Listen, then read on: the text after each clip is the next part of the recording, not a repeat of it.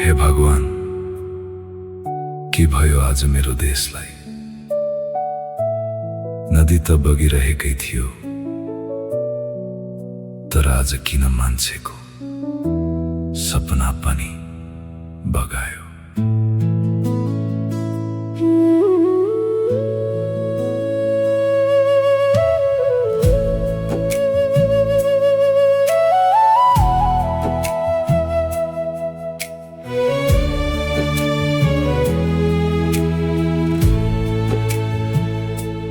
रसुवाको पहाड रोयो, भोटेको सी गर्जियो, क्षणभरमै बस्ती भित्र कालो बादल पसियो।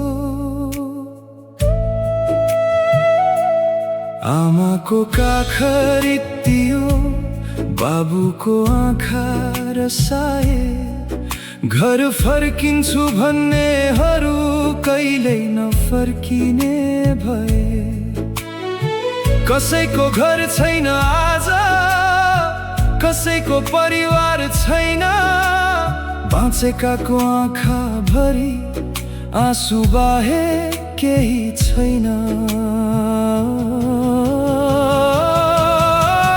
हे नेपाल आमा, किन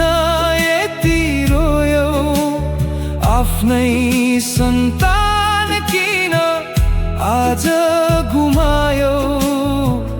त्रिशुलीको भेलसँगै कति सपना बगायो। हे भगवान, हराएकालाई फर्काइदेऊ, रोएका मनमा फेरि आशा भरिदेऊ। बाढीले छुटेका परिवारलाई फेरि एकपटक मिलाइदेऊ।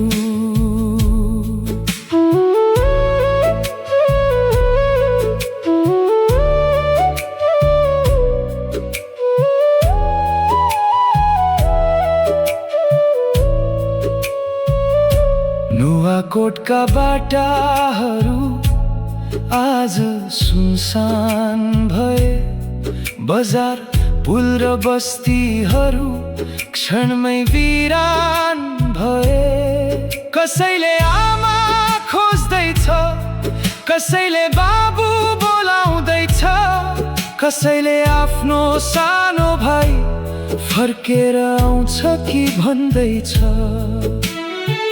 आँखामा निद्रा छैन, मनमा शान्ति छैन, हराएको आफ्नाको खबर सुन्ने आशा अझै मरेको छैन।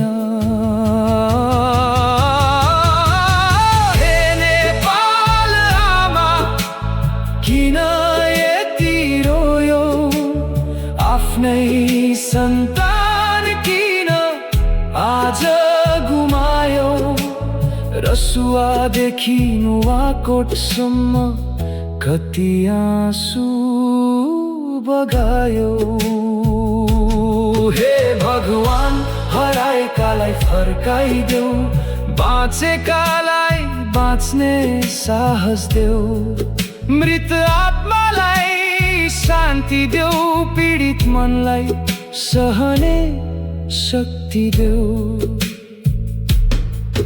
आज कुनै जात छैन, आज कुनै सीमा छैन, दुःखमा रोएको यो देश सबैको एउटै मुटु हो। जहाँ आँसु झरेको छ त्यहाँ हात बढाऊ, जहाँ घर बगेको छ त्यहाँ घर बनाऊ। हे नेपाल आमा, अब नरो, तिम्रा सन्तान तिमीसँगै छन्। बाढीले घर बगाए पनि हाम्रो आशा बग्न दिने छैनौ। हराएकाहरूको सम्झनामा आज दीप बालौं, बाँचेकाहरूको जीवनमा फेरि उज्यालो ल्याऊ। भोटे कोसीको त्यो भेल इतिहासले सम्झिरहनेछ, तर ती निर्दोष आत्माहरूको सम्झना नेपालको मुटुले सधैँ गरिरहनेछ। शान्ति पाऊ दिवंगत आत्माहरूले बेपत्ताहरू सकुशल फर्किउन्। पीडित परिवारमा साहस र आशा पलाऊ।